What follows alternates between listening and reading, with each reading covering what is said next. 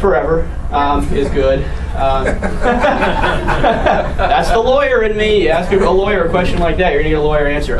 When you retire, there's a couple of different ways to look at it. It's not so much really when you retire, and Mike, you can back me up on that. It's really when your brokerage retires, because as long as the brokerage continues to maintain a policy, you're going to be okay. You might want to talk to us nicely. Yeah, exactly. Right. You don't want South Bay brokers, shutting down their doors. If you are with a brokerage, or you have your own brokerage or whatever, and you are going to wind that down, you can buy what's called a tail policy, and that basically means that you can buy it, I think, in various stages, like 1 year, 3 years, 10 years, and then something called unlimited, which basically, again, covers you from now until the grave, I guess.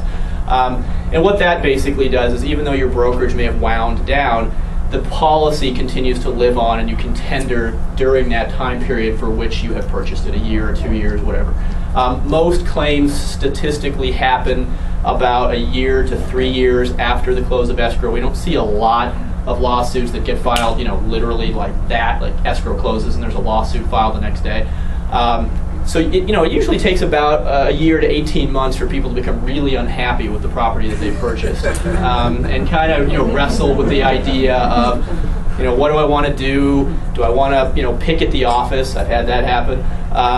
Do I want to sue? Do I want to whatever, write bad things about the agent on the internet? Had that happen as well. So, but that's about for if you're looking for a tail policy, I wouldn't go with the year. I'd probably go somewhere between like 3 years and 10 years, whatever it is. But all right, so that's all I'm going to say about insurance. Short sales. It sounds like some of you have been doing short sales. Let's talk about that real quickly. The topics that I'd like to try to get through today are short sales, some of the new case law, and then maybe some of the changes to the RPA, the new RPA, obviously. So anyway, short sales. Anybody using like a short sale negotiator, or anybody doing short sale negotiations? Okay, nobody doing short sale negotiations. Oh, there are a few. Okay, good. Thank you for admitting that. All right. Have you all read the letter that the DRE put out back in April? No. Okay. Then I'm gonna mental note to send that up to you guys. The DRE's chief counsel wrote a letter, an advisory opinion, probably 6 to 8 weeks ago, talking about various things. And I guess the thing that he was most concerned about was the fact that there were a lot of unlicensed short sale negotiators out there. Well, you can't have a license to be a short sale negotiator, but the DRE certainly thinks you have to at least have a real estate license to do this. So if you're in the room and you're doing short sale negotiations, I assume you have a license. But if you're using somebody that's unlicensed, don't do it, because the DRE will come after you, and they will try to take your license for that. So don't do it. Make sure that if you're using a short sale negotiator, that they are licensed. If you're doing short sale negotiations, or if you're using somebody who is a licensed negotiator, what are some of the things you have to worry about? Well, the big thing that the DRE talked about in their article was payment of the short sale negotiators' fees. Down in San Diego, where I currently live and do most of my practice, we saw a string of deals where listing agents would put in the MLS, if you want to make an offer on this house, you have to commit to using Bob, whatever, short sale negotiator Bob, say, and your buyer has to agree to pay Bob's fee, which is 3%, by the way, so it's an additional 3%. So, because the lender's not going to approve it, so on and so forth. So what they would do is they would have this kind of creative scheme where the buyer would submit a short sale offer and say, I want 3% credited back to me for non-recurring closing costs. And if the short sale lender approved that, there would be a little thing drawn up in escrow, contract between Bob, the short sale negotiator, and the buyers, saying that we agree to pay you this 3%, so on and so forth. The DRE came down real hard on that and said, no, you can't do it because it's basically just commission. And there's a number of reasons why that's a no-no, because what you're really doing, you're increasing the sales costs to the buyer. I mean, that's a RESPA violation right there. And this isn't me talking, so don't throw food at me and stuff, or drinks. I'm just telling you what the DRE and what position that they're taking.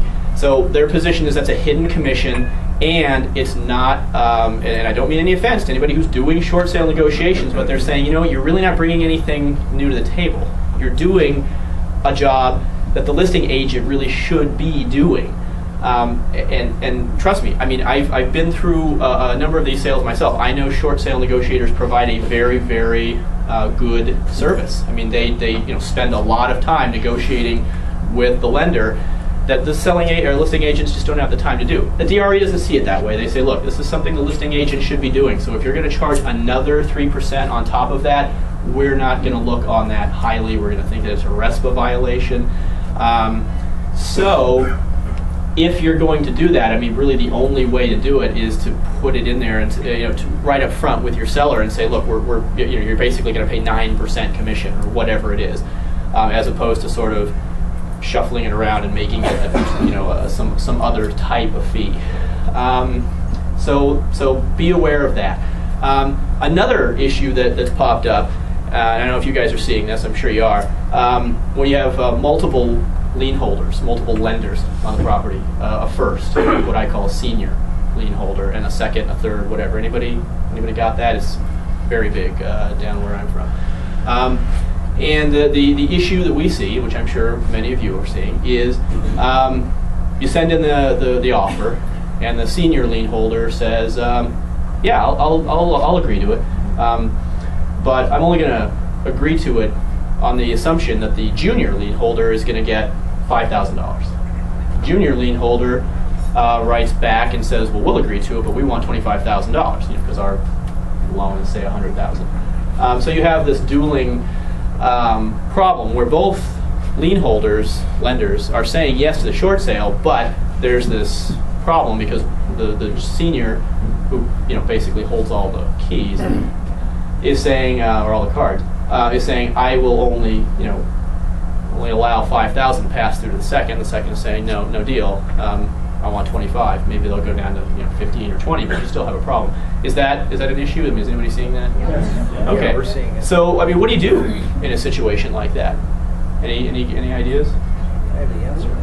Remind the second that if they don't acquiesce, then they're going to end up maybe getting nothing. Maybe. What if they're a recourse loan though? Then what happens? There you go.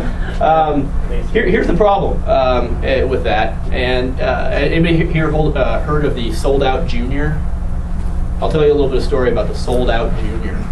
The sold out junior is any junior lien holder that is not the senior lien holder, so it has to be a different entity, that holds a recourse note. And a recourse note means that lender can seek recourse beyond the pledged asset. The pledged asset is the house. That's the typical financing. Bank hands me a wad of cash. I buy a house and I give them security in that house. So if I don't pay, they get to take the house back. But they don't get to go after my non-pledged assets. I pledged the house, but I didn't pledge my car.